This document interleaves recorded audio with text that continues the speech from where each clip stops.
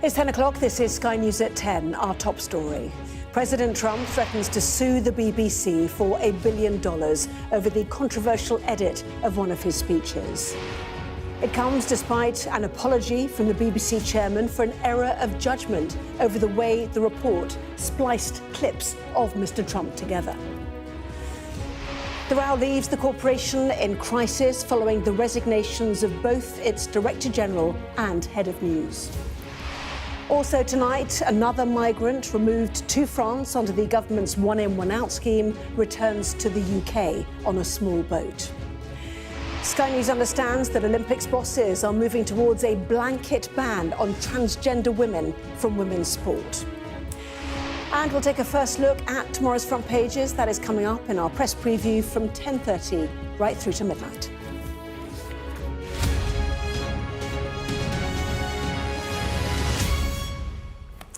Hello, good evening. The crisis at the BBC has deepened tonight, with President Trump threatening to sue the corporation for $1 billion over the controversial way it edited one of his speeches. It came despite an apology from the BBC chairman after the Panorama programme spliced together sections of a speech to make it appear that Mr. Trump had urged violent action from his supporters. Well, the row has already led to the resignations of both the BBC Director General, Tim Davie, and the Head of News, Deborah Turness. And today, the government refused to rule out speculation that the BBC licence fee is on the table as part of a review of the corporation's charter. Our arts and entertainment correspondent, Katie Spencer, has this report. Resignations, rumours of a coup, and now a looming legal threat. If things weren't bad enough at New Broadcasting House following the resignation of Director General Tim Davie and his news CEO, Deborah Turness, we're going to walk down and I'll be there with you. We're going to walk down. Cue confirmation that US President Donald Trump is so enraged by how his speech was doctored in this episode of Panorama, he's now threatening to sue. This, a copy of the letter sent on his behalf, the last line of which saying, if the BBC doesn't retract the programme and apologise by November the 14th at 5 p.m, President Trump will be left with no alternative but to enforce his legal and equitable rights by filing legal action for no less than $1 billion in damages. The BBC, it says, is on notice. Today, a written apology to MPs from the chair, Samir Shah, one of the last men standing, as he spoke to his own news channel about what went wrong. The apologising is for the way the team edited President Trump's speech to his supporters on January the 6th. The chain of events which has upended things within the BBC was triggered by a memo from Michael Prescott, a former external advisor to the BBC's Editorial Standards Committee, raising concerns about institutional bias over Gaza, gender identity and immigration issues. All these stories and issues that Mr. Prescott raises have been considered at the committee. In fact, indeed, that's how he knows about them, because he's a member of the advisory. So I don't think it's fair to characterise it as some kind of uncovery. Secondly, there's also an impression given that we've listened to these concerns and we've done nothing. And that is also not an accurate representation of both what Mr. Prescott says and what the BBC has done. We heard nothing from the Director General and his news CEO in the days after the memo went to press. And while there was no sign of Davie in his office, Turness entered by the front door saying this. I would like to say it has been the privilege of my career to serve as the CEO of BBC News and to work with our brilliant team of journalists. I stepped down over the weekend because the buck stops with me. But I'd like to make one thing very clear. BBC News is not institutionally biased. That's why it's the world's most trusted news provider. So what exactly has been going on inside of New Broadcasting House? Sky News understands that Deborah Turness had wanted to get a statement out early last week, but was blocked by the BBC board, which was arguing over the wording. Now, some of the BBC's own journalists have gone on the record to say what we're actually seeing play out now goes back much further than the last week, with claims that within the BBC there are those who have systematically set out to undermine Tim Davie and his senior leadership for a long time now, a coup being the implication from within the BBC board. Former senior insiders say the corporation's problems extend beyond the boardroom. I think we're now seeing that there was, of course, the leaks to the Telegraph and some of the campaigning inside the BBC probably does have a degree of political motivation. But then equally, we know this year that Lisa Nandy, the Labour Culture Secretary, seemed at one point to be trying to get Tim Davie fired. And the fact is the BBC always has these political cross currents and it's got to withstand them. A national broadcaster without a leader and facing $1 billion threat. Sounding like a plot from one of its dramas, a very real problem the BBC now faces. Katie Spencer, Sky News. Well, in a moment, we'll be live with Sky's Molly Malone at the BBC's headquarters in central London. First, though, to Washington and our US correspondent, James Matthews. Donald Trump certainly pulling no punches. And, James, he has form on this, doesn't he? Hi, Anna. Yes, he very much does. He is the litigious president. Donald Trump has sued a number of media organisations in the past. He got $16 million from CBS, $15 million from ABC, both big networks here in the US within recent months. I suppose that may be a guide to the kind of amount we're talking about when Donald Trump talks about compensation. His lawyers are saying that this Panorama programme and the dodgy edit was designed to deliberately denigrate him. It showed a reckless disregard for the truth, they say, and it caused President Trump overwhelming financial and reputational harm. They have laid out their demands in this letter to the BBC chair. They want a full and fair retraction of the documentary, an apology, and they want that compensation for harm caused, they say. Routinely, Anna, Donald Trump rails against media outlets for negative coverage, and he likes the organisations that are more sympathetic to him. The Trump narrative, remember, is that critical coverage amounts to fake news. A mistake like this does threaten, I think, to undermine scrutiny of the White House at a time when that scrutiny has never been more important and rarely been so difficult. Well, let's go live now to the BBC's headquarters in central London. And Molly, the stakes certainly raised by this threat to sue by the US president, something unheard of in the history of British broadcasting. What wider impact might all this have? Well, it has been a particularly bruising 24 hours for the corporation. Two of its most senior figures resigning yesterday evening, and today one of the remaining ones forced to apologise and admit that the BBC did make an error of judgment in editing together those clips in the way that they did. Look, we've seen sagas and scandals for months and years even with the BBC, but I think this one in particular, with questions about its editorial policy, about its editorial work and its ability to uphold that crucial value of impartiality, have made it particularly difficult. Questions as well which reached Downing Street today, with the Prime Minister's spokesperson saying that the BBC is not institutionally biased, but that it was going to have to work hard to regain confidence and to regain trust. And trust, of course, which is so fundamental to the BBC's licence fee structure. Questions for Number 10 to do today as well about whether, how it will be renewed, as we know that the charter is set for renewal at the end of 2027. We do expect the Culture Secretary, Lisa Nandy, to make some kind of update to Parliament tomorrow, while for the thousands of BBC journalists, BBC staff at home tonight, probably feeling that they go into work every day doing their level best to uphold impartiality and do their best journalism. Well, they've been invited to various calls with BBC bosses tomorrow, with an acknowledgement from one of their bosses this evening that being as a journalist, the story is never easy, but that this story has been particularly difficult. Molly and earlier James Matthews, thank you both. Now to other news now, and a second migrant who was deported to France under the government's flagship One Out deal has returned to the UK on a small boat. The man arrived back this weekend. The Home Office says he will be sent to France as soon as possible.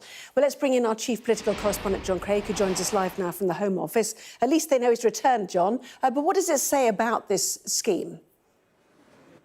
Well, of course, the government says it's evidence that the scheme's working. The Tories say it proves it's no deterrent. Now, the Home Office has said in response to this news that anyone looking to return to the UK after being removed under this UK-France agreement is wasting their time and money. The individual, they say, was detected by biometrics and detained immediately. His case will be expedited and he'll be returned to France as quickly as possible. Now, the Downing Street press spokesperson, PM's official spokesman, made the rather dubious claim: it's evidence the system is working. You've got a person who's arrived at the front door, detected immediately, their journey's been wasted completely. Well, the figures are not good. For example, on Sunday, 349 people came over in 5 boats. That means that the total so far this year has topped 39,075. That is more than the whole of 2024, and it's only slightly less than the high point in 2022. I mean, there was a couple of weeks when there were no crossings at all, and yet the last few days, 6th of November, 621 people, 7th, 648 people, 8th, 503 people, and then those 349 on a Sunday. Now, the government is saying that 94 migrants have been returned to France under this scheme, 57 have arrived. But since the scheme was announced in July, 18,000 have come over on small boats, and the Tories are saying it's no deterrent. The channel is now a revolving door for illegal immigration, according to Chris Philp, the Shadow Home Secretary. We deport them to France. They're back before you know it. Keir Starmer is waving them through with taxpayer-funded hotel keys. So the debate is raging again about that scheme, whether it works or not. Government says yes, it does. Tories saying no, it's no deterrent. John, live for us there. Thank you. Sky News understands the International Olympic Committee is moving towards a blanket ban on transgender women from women's sport. Sky's Rob Harris has more. This is another story that flows back to Donald Trump, because since he returned to the White House at the start of the year, he's been talking quite a bit about his concerns about safety and fairness in women's sports. If transgender women can compete, he introduced an executive order to ban trans women and had threatened to deny any visas to trans women trying to compete at the Olympics in 2028 in LA from coming to the country. Well, now, Sky News understands the International Olympic Committee is moving towards introducing a blanket ban on transgender women competing in women's sporting events. They'd previously left it to each individual sport to take the decision, but there's certainly been a shift with so many sports, including athletics and swimming, adopting blanket bans. World Athletics has also introduced swab testing to determine whether athletes do have the presence of the male Y chromosome. I understand last week at IOC meetings that IOC members were briefed on whether to introduce such sex testing in future. There is still also this issue with athletes with differences of sex development, and I understand that the IOC is also looking to emulate World Athletics and ban athletes with DSD from women's events. Now, it is a policy that could be seen as discriminatory, but to others, the physical advantages that you go through from male puberty do distort the sporting competition if you are competing against women. And now, while the IOC says no final decision has been taken, this is something that's going to advance to a potential decision at the start of 2026 from a full meeting of the IOC session. And it could now come into effect as a policy from 2028 in LA. For the IOC, this could be returned to the sex testing that they ended in the late 1990s. Rob Harris there. Now, at least 8 people are reported to have died in the Philippines after the country was hit by a super typhoon. More than 1 million people were evacuated across the country before the storm made landfall last night. Winds of up to 143 miles an hour were recorded. Well, the typhoon is now forecast to hit Taiwan's densely populated western coast on Wednesday, with fears that it could trigger storm surges. The northern provinces of the Philippines bore the brunt of Feng Wong, with floods and landslides cutting off entire communities. Well, Sky's Asia correspondent reports now from the province of Nueva Ecija. The Philippines is no stranger to storms, but in the last 6 days, it's been battered. First, Typhoon Kalmegi hit, killing at least 224 people. And now this, the aftermath of what began as a super typhoon, Feng Wong. These villagers know exactly what flooding can do. But there are still surprises, still bewildering sights. Lives turned upside down with increasing frequency, thanks to climate change. This has been a very, very intense monsoon period, and there's been a lot of criticism, even protests about a lack of flood defensive and allegations of corruption too. Now, we're in a place called Suma Cab Norte, and just behind me, we've been told there is a whole community that's effectively been cut off, around 300 homes, about 1,500 residents. There were winds of up to 185 kilometres an hour when it hit, making this bridge look like it was made of paper. Crashing into Aurora in the northeast as it made landfall. Some swimming through the streets. In all, 1.4 million people were evacuated. Jennifer fled with her 5 children and grandchildren. This was what they faced, trying to wade through waist-deep water. We feared for our lives, she says, that we might drown. It's sad and it's hard for us because we're poor, and now that we're flooded, we need to start all over again. Marie also escaped. For now, the clean-up operation looks pretty overwhelming.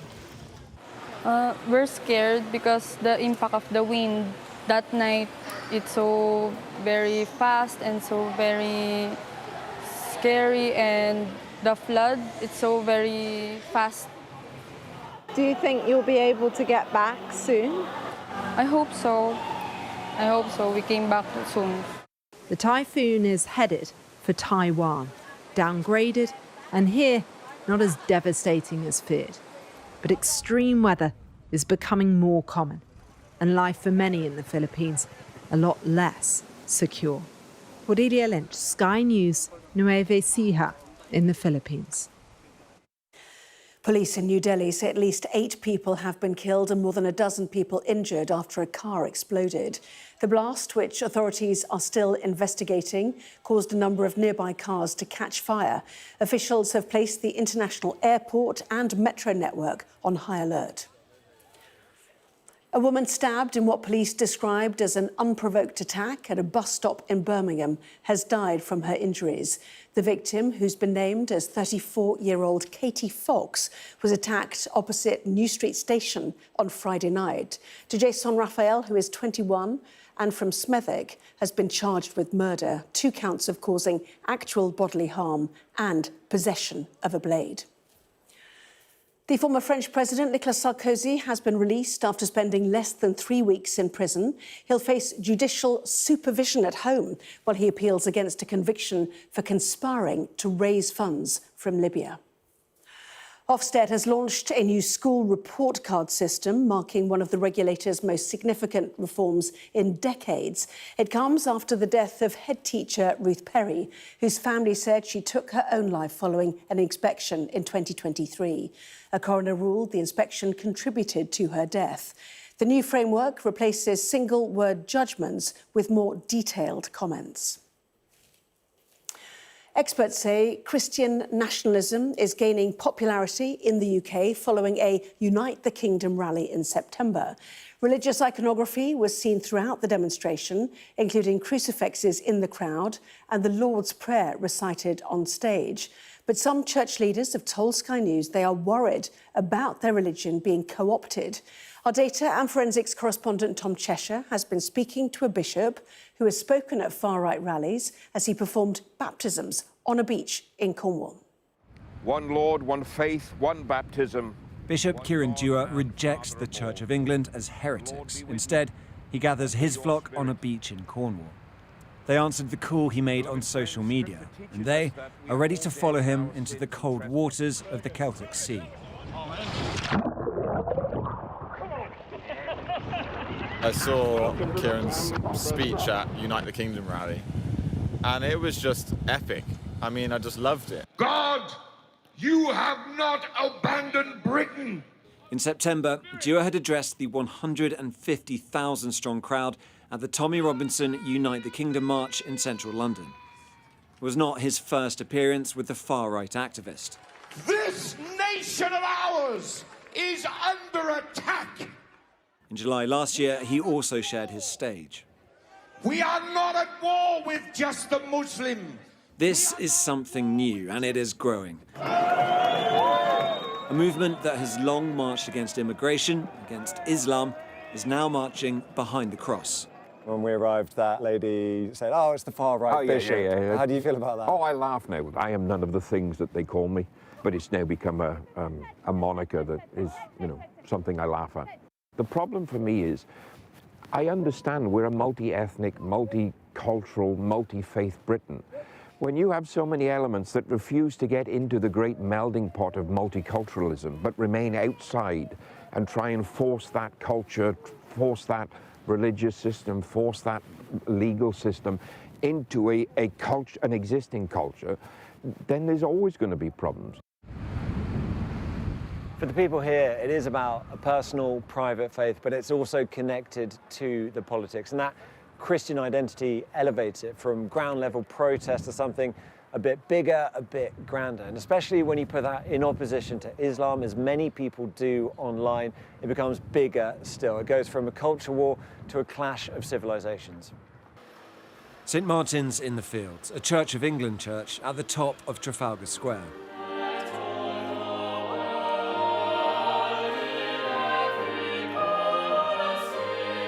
Its vicar is Sam Wells, who signed an open letter accusing the far right of corrupting the Christian faith. The majority of Christians in Britain still belong to churches like this, whose leaders have publicly condemned the Christian imagery used at his mass rally.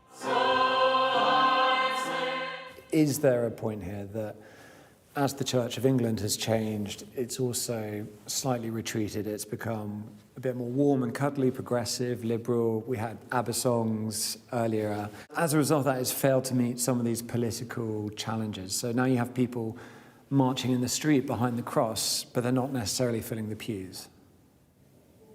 I think that's a false distinction with respect. There are plenty of people capable of, if you like, riding on the back of the raw emotion of people who feel they've been deprived of something, who feel entitled to something, and who look at certain others and say, it's because of you that what I'm entitled to and my traditions have been inhibited. That's easily manipulated. It comes from a place of anger that I have some sympathy for. And the church, in a sense, can't get it right, because if it rides the back of that, it ends up being quite clumsy. If it doesn't ride the back of that, it's in danger of being called irrelevant. So, you can't quite win, really. If the talk is of winning, well, there are very different battlegrounds. The cloisters versus a Cornish beach. This was only the first of several mass baptisms Dewar has planned across the country. You're ready for it, mate. Ready for it. Come on, Mark. This isn't just about the extreme right using Christianity for their own ends. It's just as much some Christians using the far right to reach new audiences. And the Holy Spirit. Amen. A new Christian politics, in all sorts of ways and all sorts of places, is on the march. God bless you, man. Tom Cheshire, Sky News, Bude, Cornwall. The new president of Madagascar has rejected claims of a military coup. Michael Randrianarina was propelled into power last month following a youth-led uprising. Well, in September, an online group known as Gen Z Madagascar began protests over water and power cuts and the cost of living. By October, some soldiers from a military unit known as CAPSAT joined protesters. Very quickly, the unit claimed to have control over the whole armed forces. Well, Madagascar's former president reportedly fled the country while Capsat's commander was sworn in as a transitional president. But after the initial jubilation from protesters, there are questions about the army's intentions now that it holds power in the country. And from Madagascar's capital, Antananarivo, our Africa correspondent, Yusrel Bahir, sat down with the new transitional president. Madagascar has weathered a massive storm. A Gen Z uprising pushed the president to flee. As young people declared, the time for change has come. The presidential palace has a new occupant. The colonel who commanded security forces hold their fire and protect protesters is now in the seat of power. Appointed president in a takeover that saw the Senate and Electoral Commission dissolved, but one he refuses to call a coup. We were not conducting a coup at all. It was the president himself who decided to leave the country. Gen Z want practical change very quickly. How will you respond if they challenge your presidency as they have with previous presidents? We can't do anything within 1 to 2 months, or 1 to 2 years. You can't conduct refoundation or recovery. And I think the Gen Z, most of them are educated people. They can understand what is possible and what is not possible. What happened in Madagascar is being seen as a warning to old dictators on a very young continent. Do you think that old dictators in Africa should be worried? I don't know what to say about the other countries, but I know my own country. And tomorrow, if the people of Madagascar hate me, then I will leave this palace. The streets of the capital are recovering from the riots that changed the government and the country.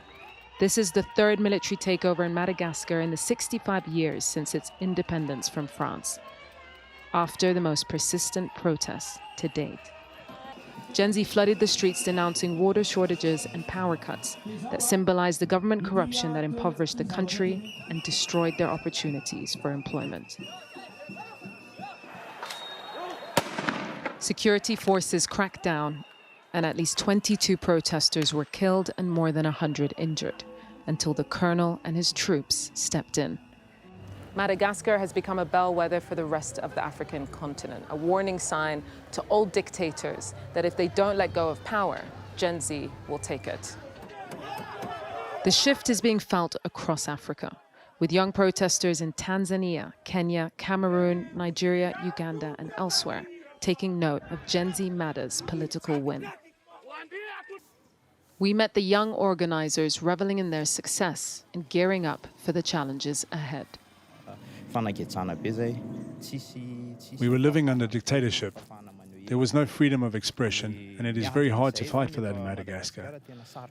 We had to face being injured and losing our lives and the lives of our fellow students. Malagasy citizens who fought with us lost their lives too. This is what we went through.